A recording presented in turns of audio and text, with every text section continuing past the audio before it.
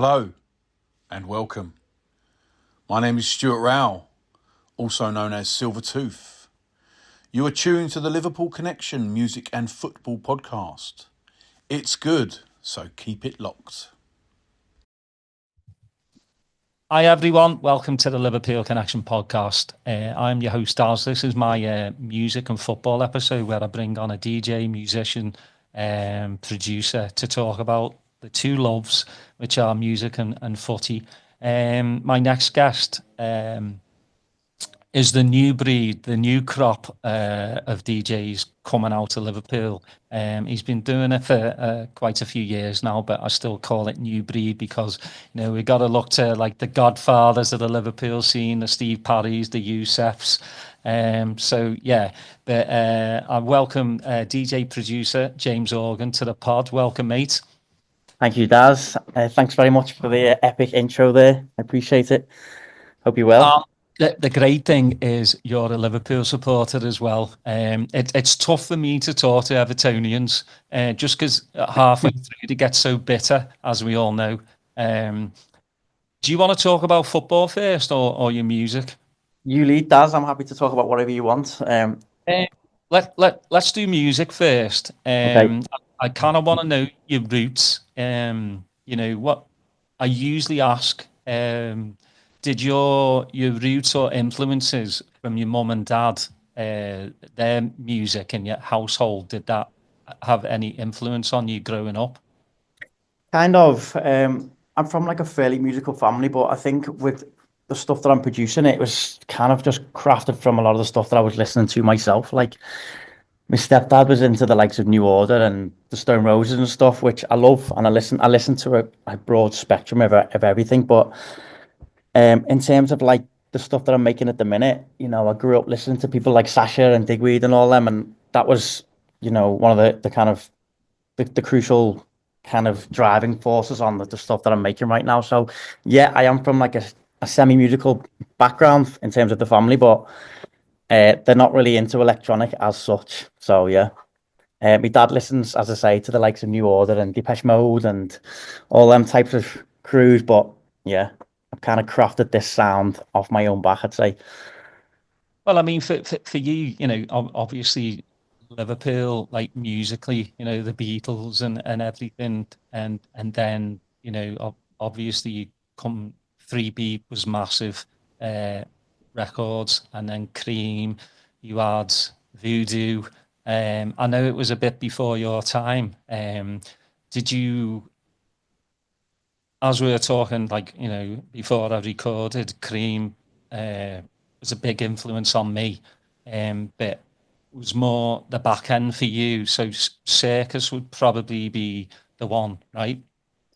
Yeah, I mean, as we discussed briefly before, Cream was kind of fading out just at the start of my kind of going out years. So as I was saying, I did catch a couple of the last few Cream raves, but yeah, as you mentioned, Circus has been a really massive influence on me and in music especially. You know, I've been going to Circus since I was 16, 17 as a kid when I was in university, and so, you know, I owe a lot to the DJs that the guys that run Circus, Rich and Yoss, were bringing into the city, because you could see everybody across the board from, you know, Villa Lobos to Zabila, Sasha, countless Richie Horton, like, you know, a lot of different sounds. And I think, you know, that gave me the opportunity to kind of listen to everything on a club system, especially because I think that's crucial. You can listen to stuff on a set of headphones and go, I like that, but until you've heard it on a proper full club system, I think only then you can appreciate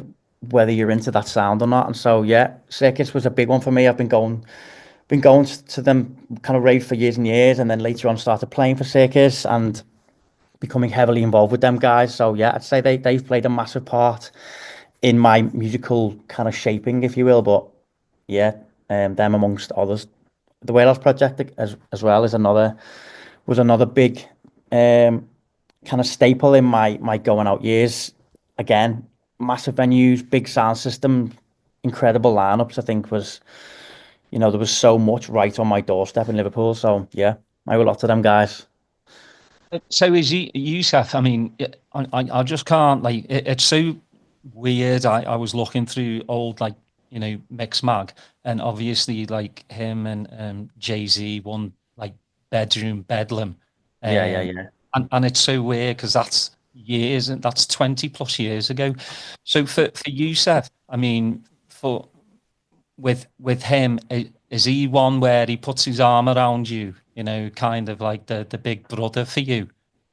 Yeah, he does. Yusef's, he's kind of helped me a lot over the years in terms of like gigs and shows.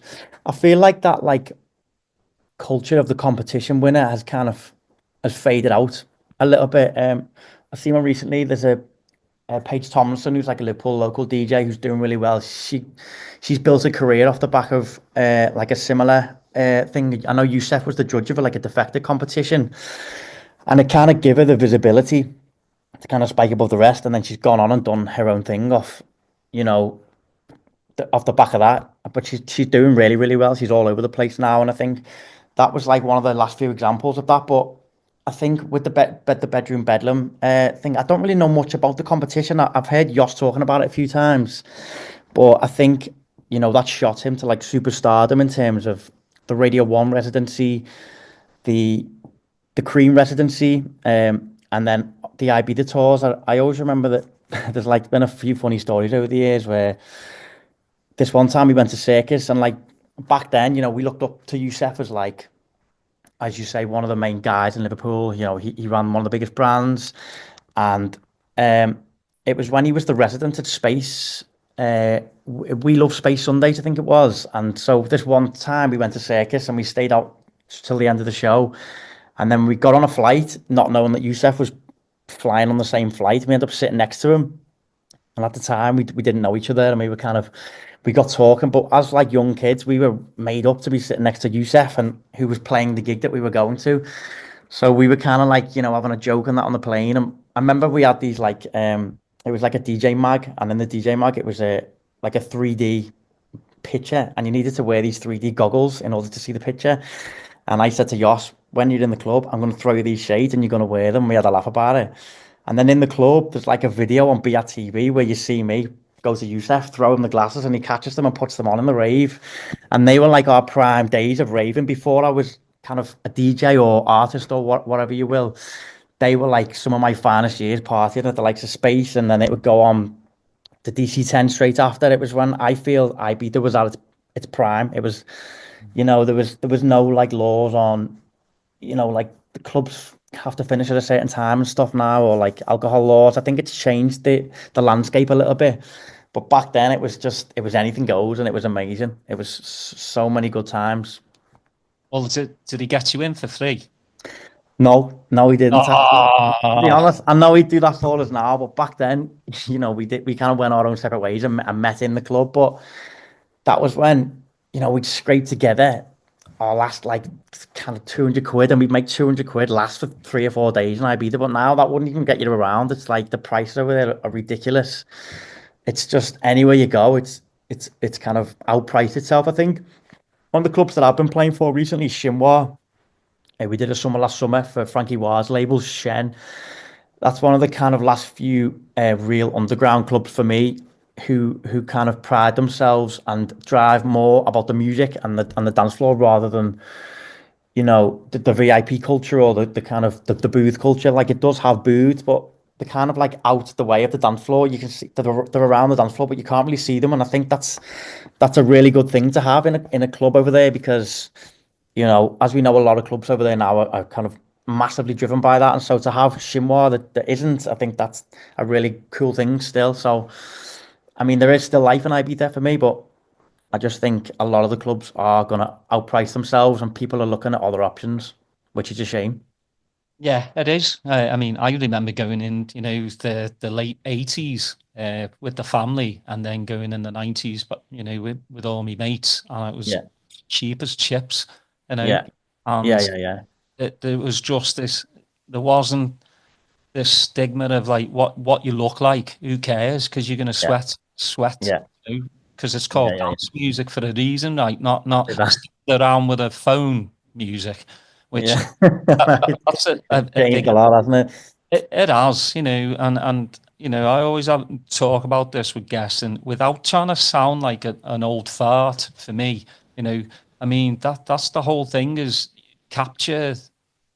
You can capture with one or two, videos or Yeah. a picture, but the whole thing is this VIP crap. I just don't understand. There's more people behind the DJs than there is on the dance, Yeah, yeah, yeah. and I don't understand that. And I'm a big Sasha and Diggers fan, and their music like really reaches inside of me, and it's a feeling. Music is a feeling, and Yeah. when you see these people just not dancing, I'm just like, what's the point of going? It's a shame. Like I totally agree with you. It's a real shame, and I think I've seen that a lot over the past few years. But on the flip side, there is still places that are really about that, like dance floor culture and people that are there for the music. And when you do get to play them type of places, it's such a different world. It's like it's such a nice, positive playing experience. And you mentioned Sasha and Diggers, like a lot of the stuff that them guys play and choose. They're very like heady crowds. Like it's like a more musically driven. Like there's a night in Liverpool called 303. Mhm. Guy Zoe and they're like my friends from Liverpool, Zoe and Ken, and that type of vibe is what you get there from 303. It's like music heads. I think it's like more of an older crowd the last few times that I've been, but it goes off and it's like a really good energy, a good vibe. And like if I'm ever in Liverpool on a night off and them guys have got a show on, I'll try my best to go because it's like it's a really cool vibe. So yeah, I think the scene is changing, but you can pick and choose your battles. And some places, are still all about the music, which is good. Like as I was saying before, I still think there's life in it, but TikTok has just TikTok and Instagram and the video culture that you've touched on, I think has changed the landscape a little bit. But I think it's plateauing out a little bit now. I've seen a lot of people doing the no phone policy and stuff. So, I think give hopefully in a few more years, these young kids who are maybe got into like the scene after COVID and have only really seen this like TikTok culture will experience that it's not all about that. You don't have to record every single tune or don't get me wrong, I'm not fully against people capturing a nice moment to look back, but when it's the whole night or even like when you're playing to like a load of phones, it's really like off-putting. So yeah, I mean, I would get rid of that if I could, but I do think it is getting better. You talk about Sasha and Diggers though, like them guys.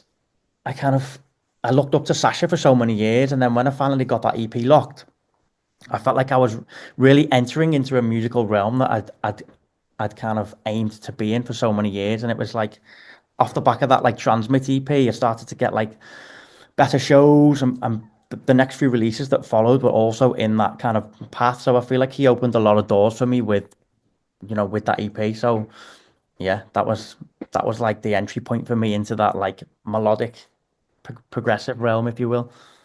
Well, when did the producing did that? What was first, DJing or producing for you? Um, I think it was DJing. Like I always remember an essential mix from Paul Kalkbrenner. I think it was, and somebody like that, and he'd come on and he was like, "I just want to let you know, I'm not a DJ, I'm a producer."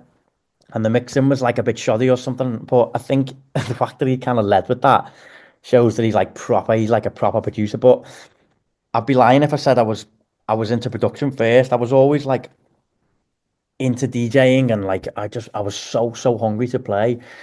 But production was just like a natural progression from DJing. And I think like especially nowadays, in order to kind of cut through the rest, you have to release your own music. So it just felt like it was something that was a necessity for me in order to kind of leverage the gigs, if you will. So yeah, I got into production, but I started to enjoy production more, and especially when I started to put my sound or kind of find my sound by accident. I think I started to enjoy it a lot more, and I was getting it. I wasn't just forcing getting in the studio for the sake of, oh, I have to do this. It was like I love to get in the studio now because I can convey the ideas that I kind of get in my head or whatever. So yeah, DJ first, producer second, but I started to enjoy production a lot more in the later years.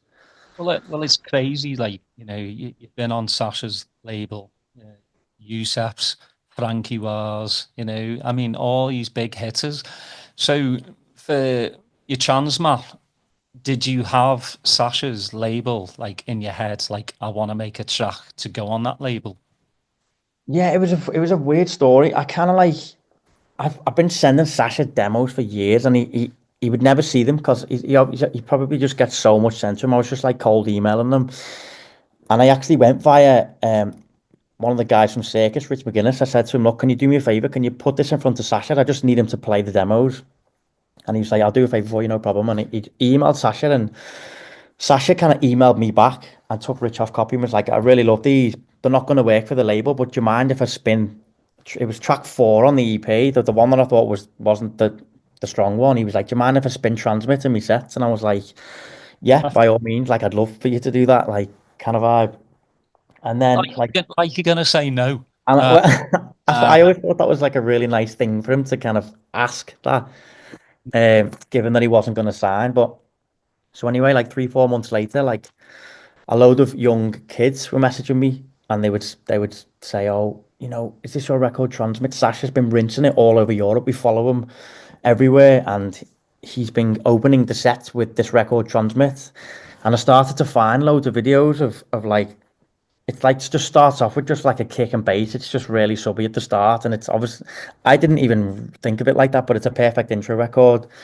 And he would put like a load of acapellas over the top, and it was going mental in the club. And then I was like, amazing. I was posting loads of videos and tagging him in and stuff. He was playing them in all the Last Night on Earth mixes. And then one day I got an email. I remember it was a Monday morning at 9 a.m. I just got up and it was like, "Hi, mate. Loving the Transmit record. And so was all the people, the Last Night on Earth heads. Have you got any more music for me?" I remember I was like, he signed it off as Sash.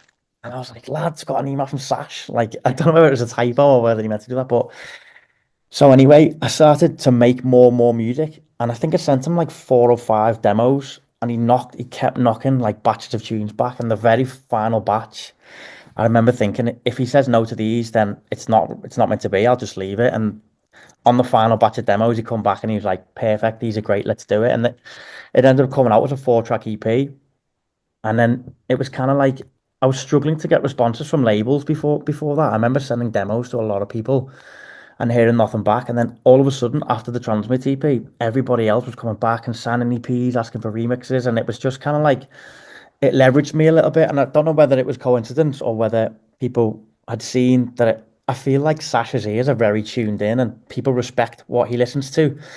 And so I think people must have thought, if it's okay for Sasha, then, you know, he must be doing something right. And then all of a sudden, everybody else, Crosstown Rebels and you know what else? There was so many other labels at the time. I think that was just after COVID, to be honest, or maybe just before COVID, because I can remember taking on my then agent at the very first week of COVID and thinking, right, you know, 2 or 3 weeks, this viral infection will be gone, and I'll be on tour with the new agent, whatever.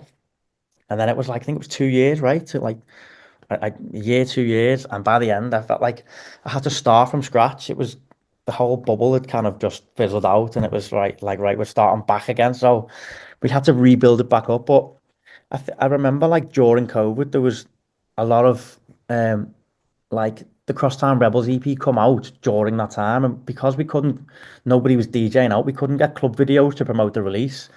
So Damien was like, "You're gonna have to think of something creative to push this one." So my management, they kind of went up around the houses, and we managed to get access to Coniston Lake. It was like this really like nice pier on Coniston Lake, and we were going to do this DJ mix, but we managed to get like Clash Magazine, I think DJ Mag, Crosstown Rebels, everybody else like cross posted it at the same time. So it was a live DJ stream that went out across however many 100,000 people on Coniston Lake. But now on Coniston Lake, the weather systems are very like unpredictable. So I was like DJing away from this thing, and then all of a sudden this big black clouds come over, and it started to like torrentially pour down. So we had to like cut the stream, put a tarpaulin over the decks, and then come back later on. And halfway through the stream, you can see it go really dark. And then on the next scene, when we merged the clips, it was like bright light. We're like we had to like it was in the sun. So we managed to pull it off in the end. But yeah, it was just like we had to get creative with the content because there was no gigs. So that was a really mad time. Yeah, I think that's the biggest thing is like, especially like if you're an aspiring musician and COVID hit, it just absolutely took everyone taken aback by it because he couldn't go out and DJ and he couldn't do this and that. I'm not a big fan of his music, James Hype. I just don't like his music, but he did what needed to be done during COVID. He was doing these live streams, and that's how he kept on, building his brand. And so fair play to him. He's hustled, he's done his work. So that's the thing. He's just coming out of COVID, and then obviously, I remember it was the first party I think Youssef had put on. Oh, the first I played that show actually. The warehouse party, right? Yeah. Who and Oh, was that the first dance you mean? yeah, I think so. Right after COVID. Yeah, I'm pretty sure there was one with Alan Fitzpatrick. Maybe that was just before COVID. I can't remember, but And it was great to see because the everyone being out for the first time, and I think there was a female DJ. Was it? I don't know if it was Lauren Lauren's who song was played. playing, Oh yeah. but she was crying. Yeah. It was Was that Lauren? it was a nice moment. It was like Well, it's a release, you're from 2 years of being in lockdown, and then just all of a sudden, like you're able to DJ in front of all these people again, and people can be together. I think that's what we missed. But I think also COVID brought us a bit together more. I agree. Zoom. I would never have been doing Zoom if COVID never happened. Yeah. Zoom just took off because you're able to still keep in touch. I kept in touch with family, with me mates and DJs and producers. So that was good. I mean, it was a shit time for 2 years, for everyone. But we've come out, I think, better as people. I know for myself, for a family, being stuck in the house for so long with my 4 kids and me missus, That you come over to finish. it could have gone one way or the other, but gladly it came out really good, but it brought us closer together. And for you, it's just gotten better and better for you. It especially being a local lad, it makes me proud. The new breed of Lauren, of Bontan, Melly. It's so good to see or use lot like doing so well, Yeah. but also getting recognition from the Steve Parrys, the Youssef. It's just, and Camel Fat as well. It's just so good that the scene's still thriving in Liverpool. Even though like super clubs like Cream have shut down, a lot more clubs are obviously shutting down in back home, which is sad. Just because more kids would rather go to festivals because there's so many people on the lineup. You only pay one fee rather than going, to your local club. And I think I the local club scene for me is where it's at because the resident DJs are the ones that make the scene, the ones that are there Thursday, Friday, Saturday, even Monday, Tuesday. For you, obviously you're getting more gigs now. How many times do you play in Liverpool now? I don't play nowhere near as much as I used to be honest. I used to play for Circus quite a lot. Especially when they did the Camper Furnace shows and the Wind Factory shows. I think the last time I played for Circus was the last Camel Fat show, or the one before last, and it was like I think Yulia Nico was on the lineup and like a load of like melodic heads. I remember I played a Sasha show as well for them in the Wind Factory, which was really cool. But yeah, I've not played for Circus for a while. I think with the new venue, there's a lot more stuff that's coming in there that's not really applicable to my sound. So it just didn't really make sense for me to do stuff. But we're in the process at the minute of lining up, start my kind of the launch of my label, which hopefully will come towards the end of this year.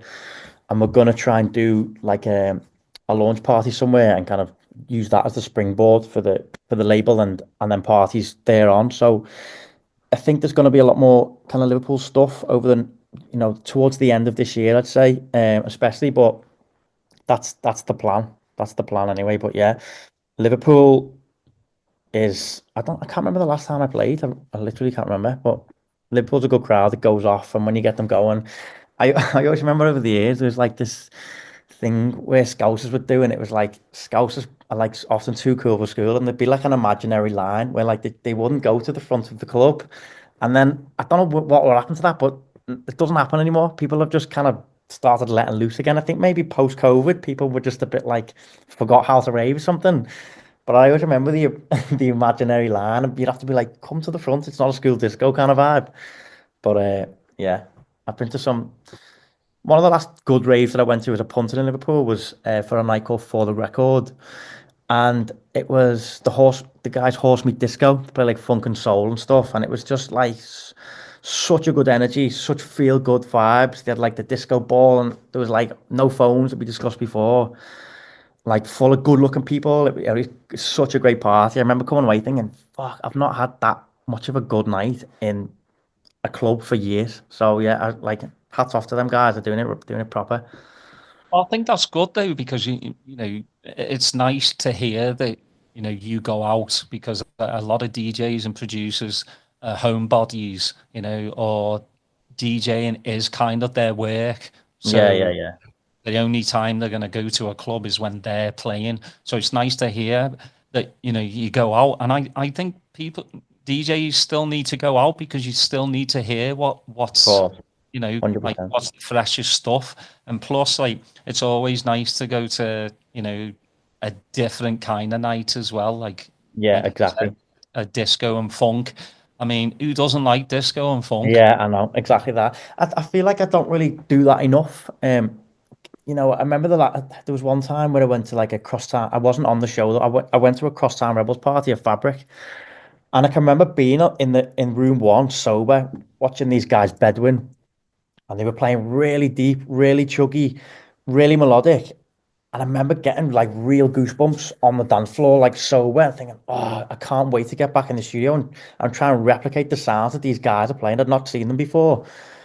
And I think, you know, I come away and I made loads of great music after it. And I think you need to do that more. If you're making music, you need to get out more and listen, as you say, to new people that you've not heard, fresh sounds.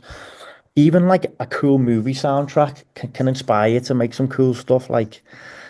And I feel like sometimes, you get into a formality of how you work in the studio and you make like a lot of similar sounds. So that often helps to expel that and kind of make original cool stuff. So I feel like I don't go out enough, and I spend a lot of my weekends in clubs, and it kind of feels like a weekend off back to the club. That's why it doesn't happen, but I feel like I should do that more. I'm in London this Saturday.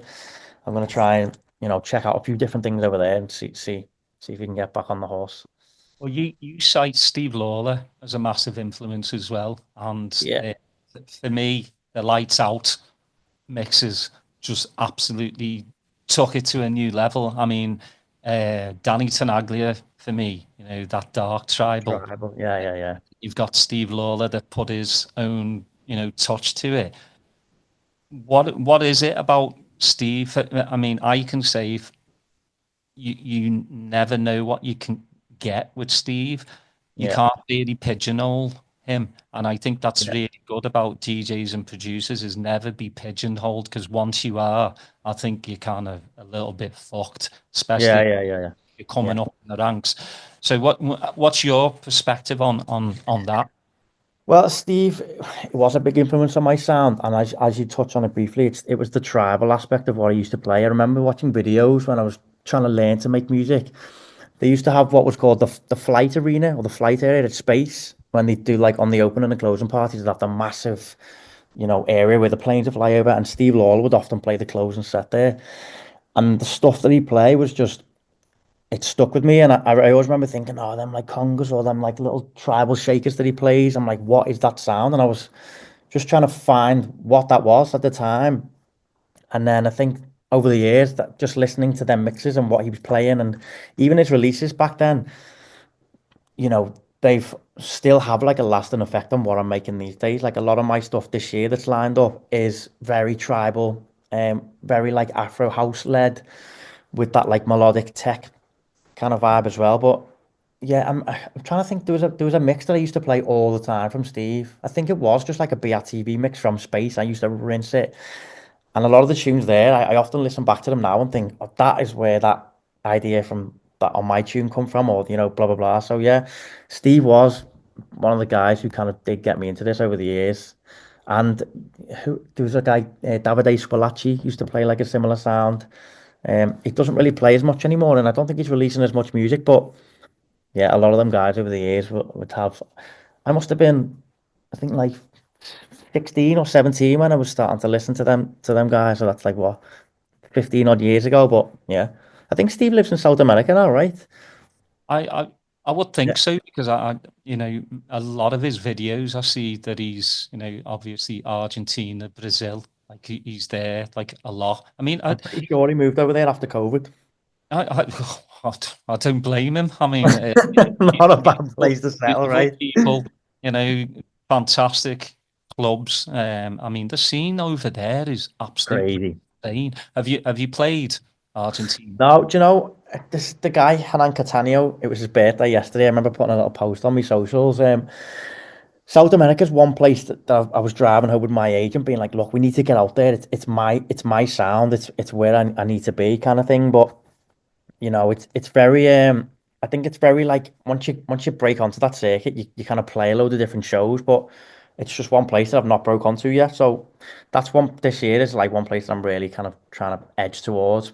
Looking at the likes of Catania and even like when kind of music were playing, like the kind of less mainstream stuff back then. I used to look at videos of them playing at like Warung and all them clubs where like the sun would come up, and I'd think, oh, that scene over there is just, it looks different. It just seems to go like no other place. Like I think people there they just love life and they just party till the sun goes up, and that's what it's all about.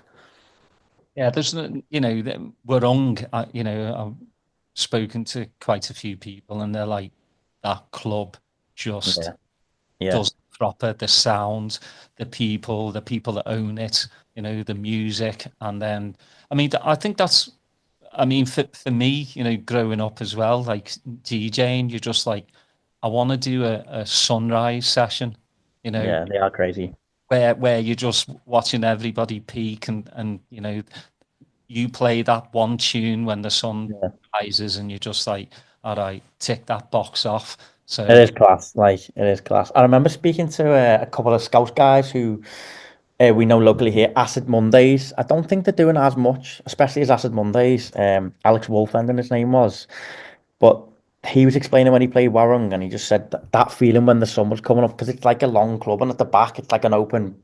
I think it's like a cliff or something, right? But he said when you seen the sun coming up, I seen Damien Lazarus play there about 2 days ago actually, and it was the same kind of vision that I had in my head of what Alex was telling me. And I always think back to that club and think that's one that's like pinnacle, like that's where I want to play. I think it actually, there was like a big fire there recently or like a year ago, and it like burned down, but I noticed it's back up now, so thank God for yeah, that. yeah, yeah. Many more years for that. Yeah, Yeah, one of my mates, Aubrey Fry, was explaining it to me just how incredible it is, and it's like, don't talk anymore because it's just making me jealous. So, yeah, yeah, yeah, yeah. for America, for you, I know you've come over there and played Yeah. a few Um, times. yeah, I've actually just stopped working with my American aides at the minute, so we're kind of working on a new one. We were looking at Shen parties and stuff this year, but yeah, America's a tough one to crack as well, I feel like, especially with this like tribal melodic tech. It's a lot harder for it to resonate over there. I feel like the music that's doing well over there is like music that's been, it's like a few years behind here, I'd say. So I mean, don't get me wrong, there is guys who's doing bits over there with that sound, but I think it's like it's more of like a niche sound, right? Hmm. Franky was doing a lot of stuff over there. Yeah. Where about in America did you say you're from? Austin. Austin. What's the based scene out. like there? Good question. I haven't been out in a long time, but it's Are we there have. any like pinnacle clubs in Austin? Yeah, there's a warehouse. It's called the Concourse Project, and Right. it's a massive warehouse that holds, I think, 5,000, and they do weekly shows. Different kind of genres, and it's packed. I think Paul and Dave are part owners Nice. in it, so I think that's why probably Paul's in town as well, just to go over things. But yeah, there's that, and another place called Kingdom, that do smaller events. But yeah, I mean, I think like the Afro house sound, which to me is overdone, and Yeah, it is overdone massively. people are doing like top 40 Afro like songs, Yeah. and it just all sounds the same. But like EDM here is massive, and Yeah. as we were talking earlier as well, I'm hoping at least like, 10-20% of the people that go to these EDM shows finally start looking more underground, because Yeah. EDM Yeah. Yeah. Yeah. is pop Yeah. music. It really is. It is very much pop music, yeah. I, It's just, I you know, think like that like there was a lot of Afro house edits post COVID, and I think that really tarnished Afro house in itself. There is still a lot of credible Afro tech and Afro house stuff out there, and I think like the top 40 was a kind of music at a top 40 with that move record, and then they got like Camilla Cabello on it, I think it was, and it was kind of like everyone was a bit like, is that gonna be good for the scene? But I mean, it's an entry point, but I just think all of the people in that Afro house realm need to strip it back now and stop doing edits. Or there was like a milkshake Kelly's edit that went massive, Alex Wan's thing, which the actual record itself, I wouldn't play with the vocal, but the actual record itself, it's massive. It sounds unbelievable on a big system. It would go off, but I just couldn't get behind that vocal. It's just not for me at all. So I think that's the type of records that have maybe, made that like sound a lot more accessible. But I think yeah, we really need to get more original now. Strip it back, get some proper, original Afro house back out there, and I think that scene will come back around. I mean, it's massive at the minute, right? It's everywhere, but I just wish it would be less TikTok. yeah, well, I mean, exactly. That's the thing. Once you start getting it on TikTok and Insta and stuff, it Yeah, just. it can be the best and worst thing for somebody that's trying to kind of cut through. It can be the biggest springboard of all time, but can also negatively affect you in so many ways. So it's you just have to be really careful with how. Sometimes, obviously, it can happen by accident, and people say that all exposure is good exposure, or what's the saying? But sometimes you kind of, yeah. I mean, I feel like the kind of music guys have just got to a point now where they just, some of the music they used to play was super, super like cutting edge, underground, credible, and I feel like I don't know, that maybe they just they just want to make money now, and yeah, they're doing that very well. Oh, that's the thing. You've got like people like Sasha, which I appreciate so much. Yeah, He, I often look at, sorry to interrupt there, but I always touch on Sasha's trajectory as an artist, and he's always just gone like that. He's always retained that credibility in what he plays and what he releases. And I think not many people have done it like that. So, hats off to him for not selling out, if you will. well, last night on Earth is one of my favorite labels because again, you can't really. I told him this too. You can't pigeonhole Last Night on Earth. I Yeah, mean, agree. you've got like a melodic tech record, then you'll have a breaks record, then you have a person like Otik coming on, which is like Yeah, electronica, and you just it's quality over quantity, and yeah, I just think you go on Beatport these days, thousands upon thousands of melodic tech, progressive house breaks, and a lot of it is just garbage. I'm sorry, yeah, it's you yeah. know yes, it's great that you can be a bedroom producer, but if you don't know how to do levels, engineer your track, it's going to Exactly that. sound like absolute shite when you put That's it. crucial. That's the mix is so crucial. I mean, a lot of people overlook that. You're so right with in that. A lot of DJs are just hungry to kind of release everything without properly looking at the mix. And I think that you only learn how important that is when you start playing out in big clubs on big systems, and a track with a weak mix, you just lose the energy straight away, and you start to realize what works and what doesn't. Well, I mean, it's got to be like good for you, obviously playing your own tracks at a Yeah, club, yeah, and hearing it. Like, again, I'll go back to Aubrey Fry, who kind of in his studio, he's made it sound like a proper club. So he yeah, knows what it sounds like already before yeah, it yeah, yeah. played out. And I think that's a good idea. But I'm also like, you gotta have money, Aubrey, to actually make your own That's the studio problem. like a super club. So yeah, Do we hats have off. it like kind of soundproof then? Like is it in terms of like making it sound like a club? I know how much it costs to soundproof a studio. I'd love to do it myself, but it's just there's a lot of work in it as well. I've heard that like you need to have like a room within a room with like isolation in between, and it's just unless you're gonna start knocking walls down, it's tough to do.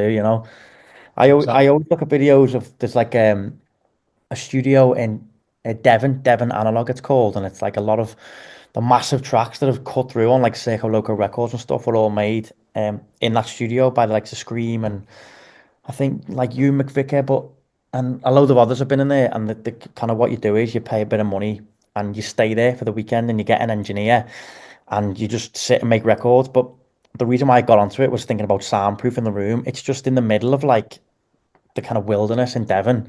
Like loads of people always post like sheep outside, so you can just like crank the levels. They've got loads of like outboard, loads of compressors, loads of analog like tape delays and stuff. It looks amazing. I'd love to check it out. To be honest with you, I'd love to get back in there or to get in there. Sorry, but touching on like what you were saying about playing your own records and stuff, I often feel really underconfident in my own stuff, and I've often found over the years that you know, I wouldn't like a record that I wouldn't play of my own. If I see somebody else play it, it gives you like a newfound confidence in the track. You think I wouldn't have thought to play that at that part in the set or to that crowd, and sometimes it takes like a different somebody else's set of ears to think that tune's going to go down well there for you to realize that yeah maybe maybe it is club ready if you will.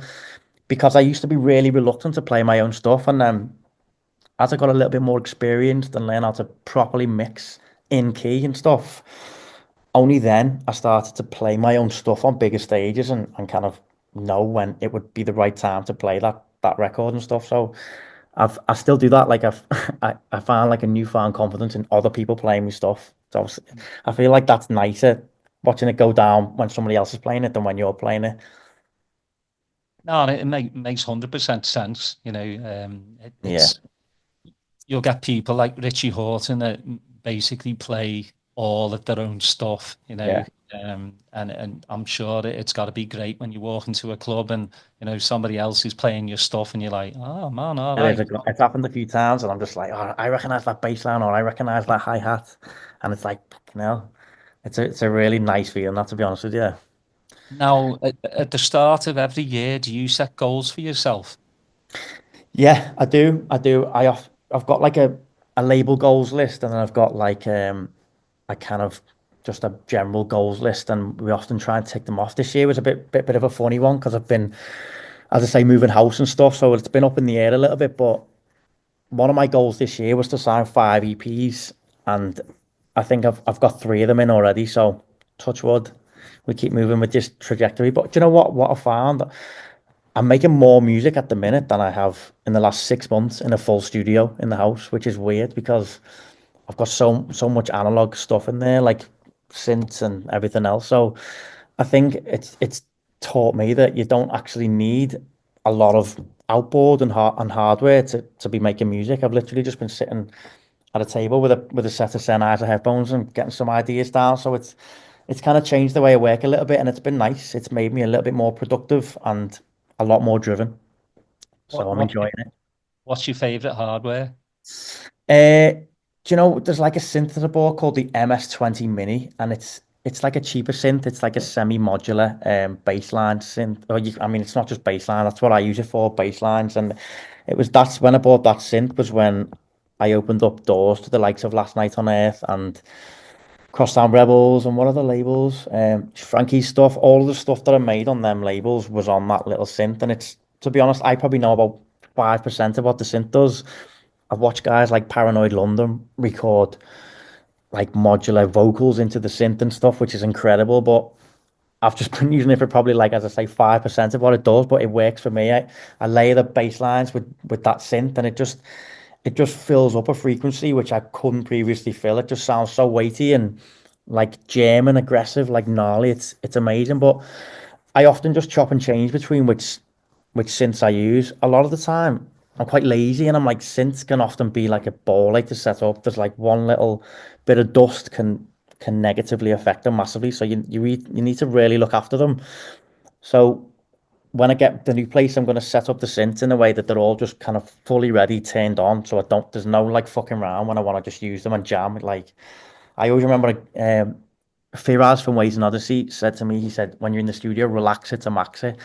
And what he meant was just, don't go in with like a set idea of, you've got to make this sound. Just go in and jam. Just mess around with the synths. Just play around with the cutoff, and you'll make your best music. And it was so right what he said, because that's when I've made some of my best ideas, was when I'm just pissing around in my dressing gown in the morning with a coffee. Like, it just it does make the difference. Well, that's what I'm hearing from a lot of producers as well. They stumble upon like an accident on their sense, and they're just like, Happy messing with the accident. knobs, yeah, and then they're just, oh shit, I like that. Happy accidents. I'll go with that. Yeah, yeah, I love that. It's not like so.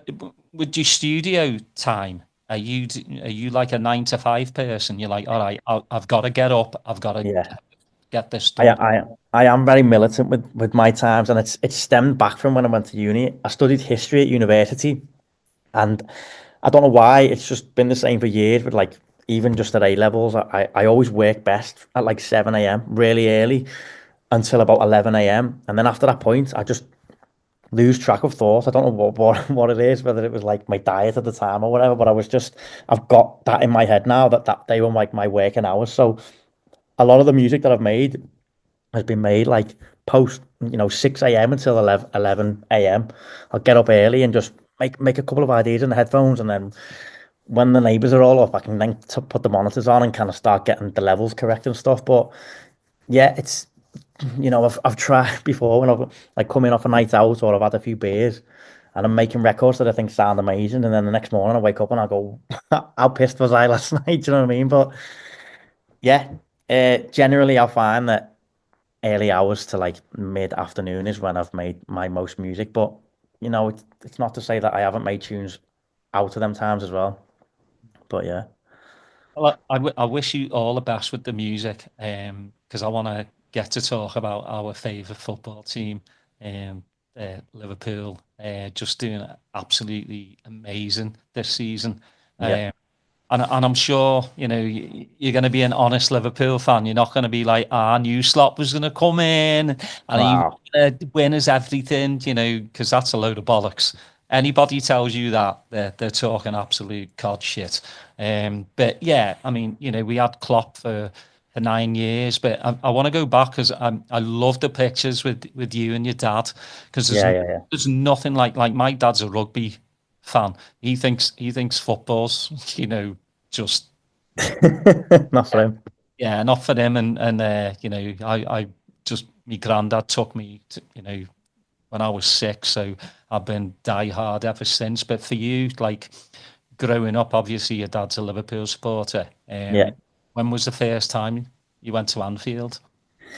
I think I was thinking about this the other day. I think I must have been like 6 or 7. I was a young kid, and I remember like at the time as a kid, I used to get bored watching the footy, and I always remember my dad saying, "Count the floodlights," and I'd be like, "Count the floodlights." But as I got a bit older and I got fully into it, as I mentioned on that Instagram post that you mentioned, I've had so many good memories over the years with my stepdad and my actual dad, Steve. We a couple over the years, when it was the 2005 kind of Champions League run, when we won it, we had like a little ritual, me and my dad, where we'd go and we'd get a pizza, and then we'd sit in the car. And I can remember that, I think it was the semi-final against Chelsea, when there was like the ghost goal, Garcia. That's probably one of the best matches I've been to at Anfield. And I can remember there was like an old lady behind with like a cross, and she was like praying to Jesus, to our Lord Jesus Christ. And it must have worked, because I think did we win 2-1, or I can't even remember the score, but I can remember that there's like the ghost goal, and then there was Yeah. Oh, that was the one. It was the 1-0 winner with the goal. Yeah, that's 1-0, right. Yeah, that's right. Yeah. That's why Chelsea fans are so pissed off. Yeah, yeah, they hate that, don't they? The goal that I'm thinking of was the Garcia lob that in the quarters against Juventus. Oh, I think, yeah. yeah, when he lobbed the keeper from miles away. Unbelievable. But yeah, over the years I've seen some crazy scenes at Anfield. Touching on what you said about Arnie Slot, I watched an interview with Paddy the Baddy, the kind of Liverpool UFC fighter, and to be fair, he did an interview as Klopp was leaving, and they were like, "What do you think of the new manager?" And he said, "I think he's going to do well, you know." And what he said was he's inherited a really good squad, and I think we're going to win the league. And I remember watching the interview back in the day, and I was thinking, fair play, he did call it. We haven't won the league yet, of course, but I just think there's a big gap now, and a lot of Reds just starting to believe. Well, I mean, if you don't believe by now, then You've got it. football's not for you. I've been there many times before and been disappointed. So until it's mathematically impossible for like Arsenal to, catch us, I'll Yeah. just kind of stay in the background because I don't want my heart broken again. I think a lot of Reds are used to that as well, aren't they? That's why they adopt a lot more like reserved view on it now. Nobody wants to jump the gun, but I've seen them sing we're going to win the league a few times already this year, so I'm a bit like, oh, I don't want to sing it yet. But what's it now? I think there's 8 games left, so Yeah, it's just mental. It really is because obviously there's this big divide, especially online with FSG in, FSG out. You know, I don't like owners. I love Liverpool Football Club. Owners come and go. But they've done some mistakes. But on the whole, I think they've done all right. yeah, Could they have given us a bit more money for transfers and stuff? Of course they could. Like this whole like we've got to spend like City, we've got to spend like United and Chelsea. It's just absolutely ridiculous. And we do it within fair play. yeah. Within booking the books, and I like that. Um, I think if you go back, a lot of people want to win the transfer window trophy, which is an absolute joke for me. It's just daft. It is brutal, isn't it? You know, Weird. I don't think it's anybody's fault that Supermende, chose not to come to us Yeah, because it would have been a good addition. But look at how well Graf's done. Nobody, brilliant. especially after the season before with Klopp, where he was in and out the team, Yeah, his he's come possession. good this season, right? He's had the season Yeah, was killing it. yeah. I mean, he's probably one of the best midfielders in the world Yeah, this season. And then, Salah doing Salah things is just absolutely insane. I mean, the man is not stopping. I don't know whether, we can all like kind of have our take on what's going on with the contracts and stuff, but the lad is superhuman. I mean, he's unbelievable. I don't know if you follow him on Instagram, but after every single game, he always posts. He never stops. He's still training in the house like 10 p.m., 11 p.m. He's in the pool on the bike. I'm like, that's what you've got to do to be that good. You just non-stop. I feel like he's just working so hard. He just wants to provide for his family, and then he can just sign off and go, "I've done it all. I was the best." And he's almost there. He's doing so well. yeah. Well, I mean, you hear it from the rest of the players as well. Like Curtis was talking about Mo. He's like, that's what you Relentless. Yeah, attain to be, is yeah. how he's dedicated. I mean, Slot said it as well. Like if he could have 11 players who train like Mo, eat like Mo, like look like Mo, it'd be He's ripped, and he. I oh my God. Yeah, I mean, started watching. it's no good. Like you don't want to get up in the morning and see a picture of Mo Salah with his top off, and then you just look at yourself like fucking hell, big belly. I Jam. know there's a pub that we drink outside the ground. It's called the Soccer Suite, and they've got a picture of him with his top off like that. And we all like Photoshop each other's heads on the picture for a laugh because he looks unbelievable. But I was watching the documentary, Doubters to Believers. It's like a new thing on Prime about Klopp and stuff. And I've only just watched the first episode, but it's where he's talking about the kids and their work ethic, the work effort in in the training ground and stuff. And he described them as being like horses ready to go. He said you can hear them, like he said, they just, as soon as you take the brakes off, they're gone. They just want to learn. He said, but my goal is to kind of slow it down a bit and make, he said they've got the skill, they've got the kind of attributes, but they just need the awareness on the pitch. He said, I think he described them as like somebody lost trying to cross the road and he was looking both ways. But he said once you can drill that into them, they've got everything. And he's done so well with like Bradley and all them guys. Like, so fair play. Well, that's the thing. Klopp has left this team in such a good light. Yeah. Last January he broke my heart, announcing he's going to leave, but he looked absolutely knackered, and that's the only reason. It wasn't because FSG didn't give him enough money. It's because he's absolutely knackered of 9 years, 365 days. It was Liverpool, Liverpool, Liverpool, and you could tell he was ready, but he also left us in good stead.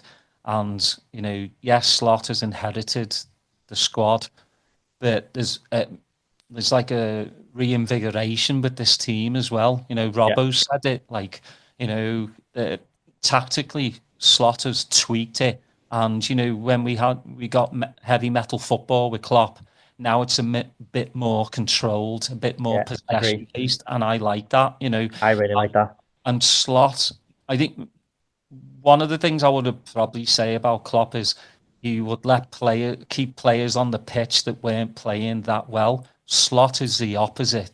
He will take a player off, like Kwanzaa against Ipswich was nah, it's not happening today. He's not afraid to do it, and I really, really like that about the Slot. Yeah. I felt like on the clock, the players were coming off the pitch like with nothing left in the tank, but now they seem a bit more like fitter, or they've got stuff left in the tank, which is crucial at this stage in the season, especially with so many games. I just think he's done it so well. Yeah, he's inherited a good team, but what he's done with them is commendable. Well, if you notice, James, as well, like there's less muscle injuries as there was with Klopp. And I think that's down to the training as well, because I think, Klopp was training the lads twice a day sometimes. And, that's wild. A season. I mean, when we played, 65 games that one season, they're absolutely shattered. I mean, these footballers, we look at them like superheroes, but they're just the regular people, the human beings that are being pushed like racehorses. UEFA doing it, putting more and more games. And it's all about the money, and that's sad the way football's going. It's we can all harp back to back in the day, my day. Football was just 11 players each team on a pitch and going at it, but it's just so like money hungry now, and that's some people that have never played football. Exactly that. The suits. Yeah, the suits, the VAR. Everything is just run by my money, money, money. But let's not just detract from like what an amazing season so far. Again, as you alluded to, we've got about 8 matches in the league to play. I mean, this won't go out for like 3 weeks, so hopefully, when this goes out, we'll be laughing. We've got quite a few to play. Obviously the Carabao Cup against Newcastle, which I'm really looking forward to, because the last 2 or 3 we played against Chelsea, so it's nice to play a different team.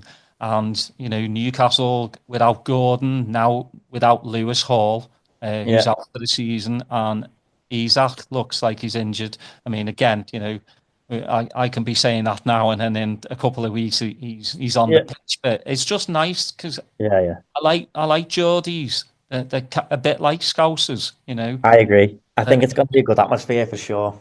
I do as well, and I just can't wait for it. It's great to get to another final. Hopefully we win it, and we'll kick on from there. And the next time, come May, I'll be back home. Just having a ball, because obviously we won it during COVID, and I had my plane ticket and everything, and then nah, you can't come over. Yeah. I was devastated. And That's brutal for you, that man. yeah, it was. And then just watching it on the telly. I mean, yeah, they tried to do everything possible inside the stadium. But come on, with 60,000 fans not in there, it It's not just the felt same. wrong. Yeah, it just felt wrong. So hopefully, we'll do I it right. think it's going to be double the celebrations, isn't it? Like Oh my God, yeah, I it's gonna always be. remember like laughing at the Everton fans were so bitter that they were kind of pulling us on anything. I think like a lot of the fans went down to the lava buildings and had a little bit of a legal celebration, and all the Everton fans were going, "Look at the litter that they left behind," tagging Merseyside police in and stuff, which I thought was hilarious. But yeah, I think it's gonna be double celebration if they do it this year. I think it's just gonna be locked down for a week. Well, hopefully, we'll make a stop at Bramley Dock and Let's talk of it. have a nice little wave. I've seen it. I cannot wait to play them again in April. Like, Yeah. it pissed me off so bad. Like, That was bad, that game, wasn't it? it was. I mean, Oliver was absolutely horrendous. I mean, I I don't think he had a very good game. I mean, he wasn't giving some of the stuff to Everton too. I'm not going to be like it was all Liverpool, like he didn't give us the stuff. But where 8 minutes come from, I have no idea. Why he Yeah. didn't take those two players off that like supposedly clashed heads. Why he didn't give Mo the free kick. I Uh, know, yeah, it was that horrendous. it's just one of those, but that's Everton's trophy for the year, so we'll let them have it. They can fight Yeah. relegation every single season. That's a Uh, night out sorted. of course it is. So who cares? But um, Yeah. mate, it's been an absolute pleasure talking to you.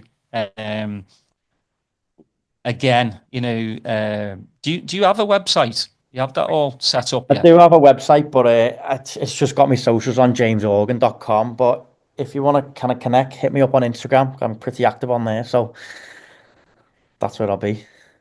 Well, look out for James's music. Again, he's been on Last Night on Earth, Franky was, Shen, Crosstown Rebels, Hot Since 82's Knee Deep in Sound. I mean, just amazing records. And again, I will always say this: put your earbuds on and listen to new artists, listen to new music, open your musical landscape, because these artists need listening to. They might not have the backing of big bankrolled record labels, but they're working hard. They're out there DJing every single weekend. They're out there, in the studio making, music that comes from the heart. So yeah, please go check them out. Please look for upcoming episodes with the legendary Paul Oakenfold. I've got Justin Robertson. I've got Jim Rivers. So yeah, and Will Sol. So yeah, please check out those when they come out. As always, thank you, James, for coming on, spending an hour chatting with me. It's been an absolute pleasure, mate. Thanks very much for having me, Daz. Great to chat, and I'll see you soon, I'm sure. Please, everyone, stay safe, look after each other, and I'll see you next time. Cheers, man. Speak to you soon.